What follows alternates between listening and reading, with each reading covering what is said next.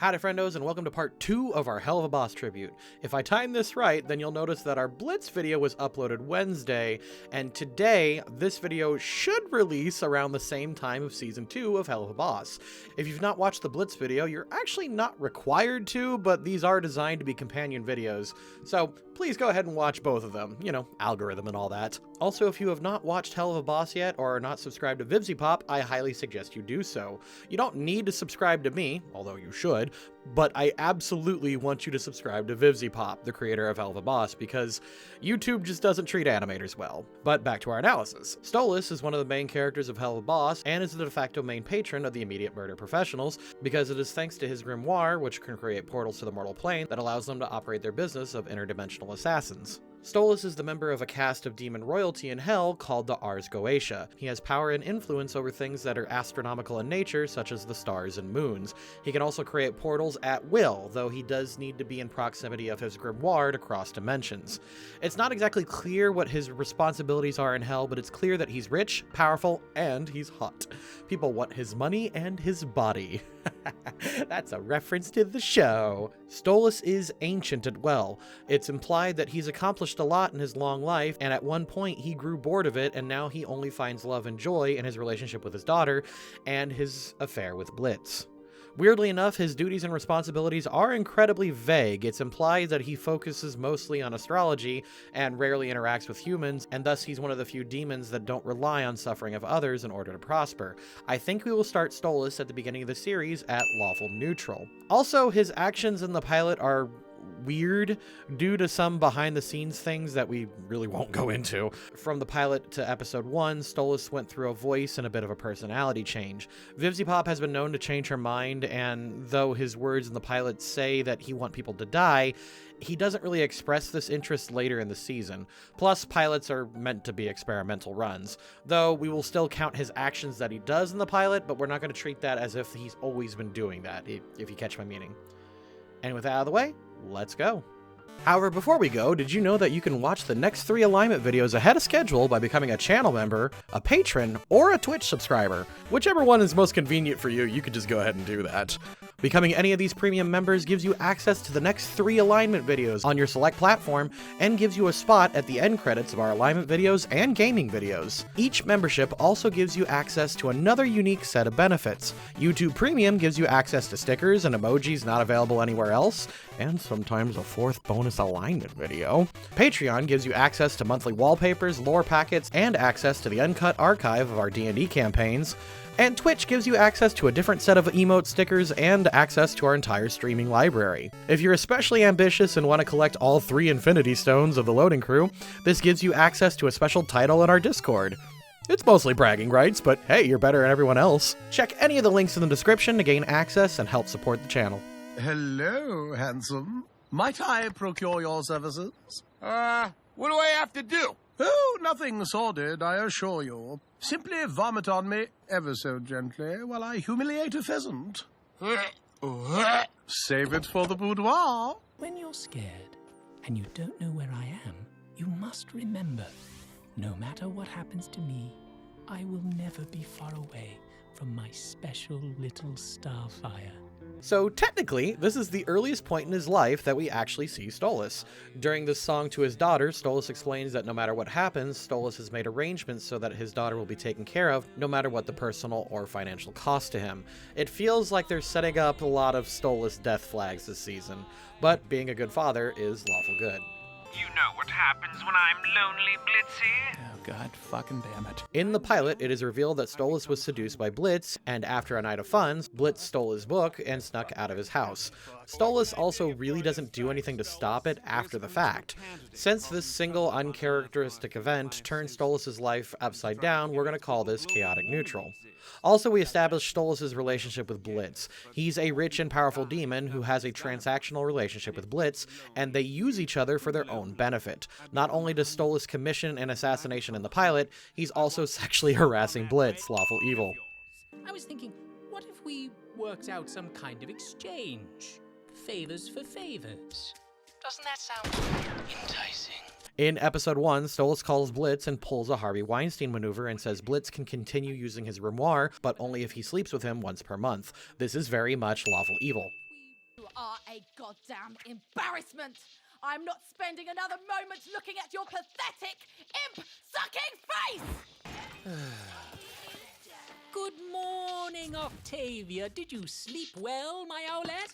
Sometime later, Stolas' affair is in full swing and the family knows about it. There's a lot to unpack with his wife's issues, but either way, he is doing this for his own benefit and continues to do so, and damn the consequences.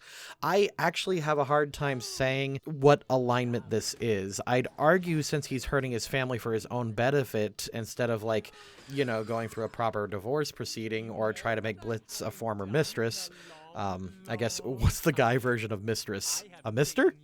Either way, this is either neutral evil or chaotic neutral, but I'm going to come down and make the call and call this chaotic neutral. You always were so happy when I took you to Lululand. What do you say we go there again? Have a day. After his wife's latest blow-up, Stolas decides to take Octavia out of the house to a terrible carnival called Lululand in an attempt to cheer her up. While he is perfectly capable of taking care of himself and Octavia, Stolas is actually ridiculously powerful. He takes the opportunity to call Blitz and hire IMP to bodyguard him. Since Stolas sees this as two birds, get it because they're birds, one stone situation, he figured he could cheer up his daughter while flirting with his cheatie. Let's call this chaotic good. You know, it's quite thrilling to see you on the job, Blitzy. Save it, bitch, I'm working. Throughout the day, though, Stolas just ends up flirting with Blitz, splitting his attention away from what he wants to do to what he should be doing, chaotic neutral. Oh, how delightful. Oh, my, what good aim you have, Blitzy. Ugh, I can't do this anymore! After forcing Octavia to attend a clown show, she storms off and Stolas abandons his whole day to find her. Y'all, I wrote a whole video essay basically hinging on this scene alone, but I really like how Stolas has a very genuine breakdown in front of Octavia. He acknowledges that his actions have harmed his family, but he also continues his affair and unhealthy relationship with Blitz because it's the only time Stolas has felt true romantic love. I'll talk about this more in the post-analysis, but keep in mind that Stolas has acknowledged his mistakes while still swearing to keep Octavia in his life. This is a beautiful Nat 20 scene and lawful good. I'm sorry for having to move our little rendezvous early.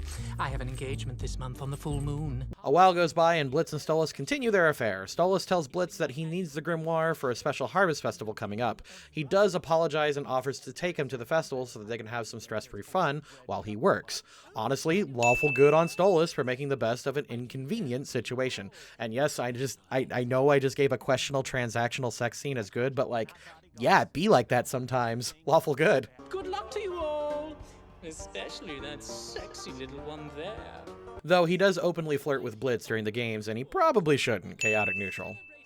I, Stolas of the Ars Goetia, hereby curse this year's harvest with the glow of the true harvest moon. No ding for this, but doesn't that animation look fantastic? Holy crow.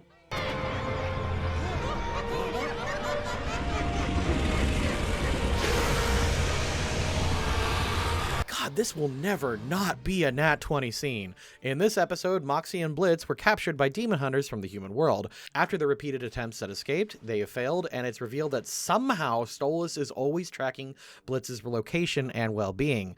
Sensing that his little plaything was in danger, Stolas erupted from hell, possessing a human to do so. He then puts on an amazing act of intimidation before rescuing his benefactors. While Stolas did his best to cover his tracks, he must not have been able to account for the cameras at their base, so chaotic good for the reckless behavior. All right, but you're keeping quiet or I'm using those bear traps. Again, this is a very hot scene, and if you want my reasoning as to why it's a Nat 20 scene, go watch my Blitz video. Also, even though Stolas asked to be rewarded here, this was definitely a case of him flirting, and he would willingly accept a no. This is a moment where Blitz and Stolas clearly are giving consent to each other and trying to be good, so neutral good. Stolas, hey, you busy tonight? Why do you ask? I was wondering if you want to come with me to a club tonight. In episode 7, Blitz decides to call Stolas to get him into a club. Stolas, alone for the weekend and now separated from his wife and Octavia, is overjoyed at what he believes is a date. It's very cute. He rushes to Blitz dressed to the nines and gets him to a very exclusive club. He is also a lovely and wonderful date. And, oh man, if only there was a way you could take Stolas on your own date. Oh wait, you can! Over on our website, LoadingCrewCraft.com. You can go ahead and buy your very own Stolas Dakimakura made with high-quality two-way tricot. Our pillows are wrinkle-resistant, silky smooth to the touch, and always the cool side of the pillow. If Stolas isn't your thing, though, you can always take a look at our Moxie and Millie, or our Luna body pillow, over on LoadingCrewCrafts.com. Neutral good for Stolas and for the Dakimakura. Nat 20 shill, am I right? That Blitzo? So you're showing your face? Hey everybody, this guy's a total disgrace. As Moxie begins getting roasted by Asmodeus, Blitz tries to stick up for him. Unfortunately for him and Stolas, several of Blitz's metaphorical and literal demons are there to mock him in front of everyone. Stolas doesn't get a word in edgewise throughout the whole number and gets totally exposed to all of hell for having an affair with an imp. Blitz asks to leave, which Stolas obliges gracefully. What a gentleman. Neutral good. We could talk, or watch a movie, or maybe cuddle. Stolas, don't act like what we have is anything but you wanting me to fuck you, okay? You make that really clear all the time. I swear, indie shows are just made of Nat 20 scenes sometimes. Stolas, after watching Blitz get his heart broken, tries to make a genuine connection to comfort her, but is rejected soundly. Despite the pain, Stolas wishes him a good night and allows him to leave. Neutral good.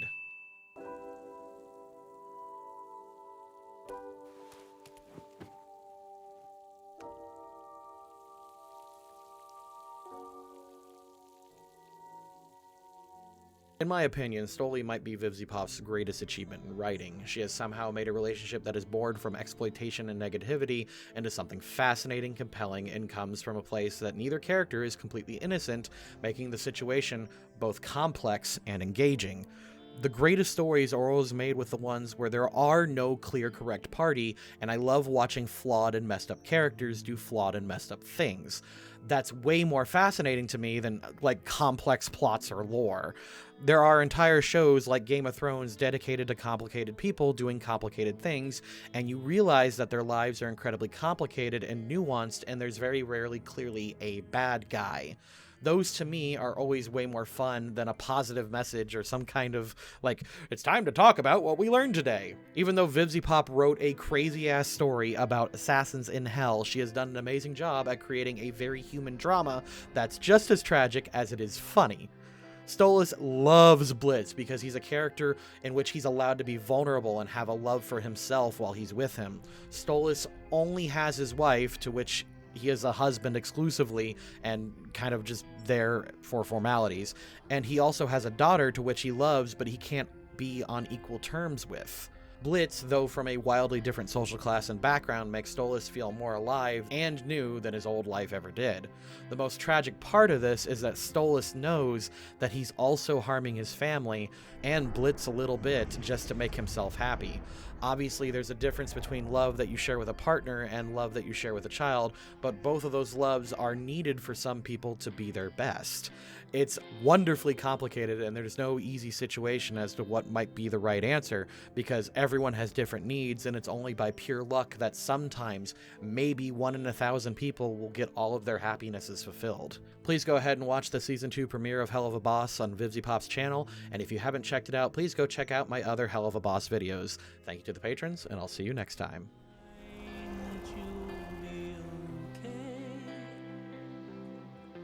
Everything will be okay. And if the 7 rings collapse, although the day could be my last, you will be okay. When I'm gone, you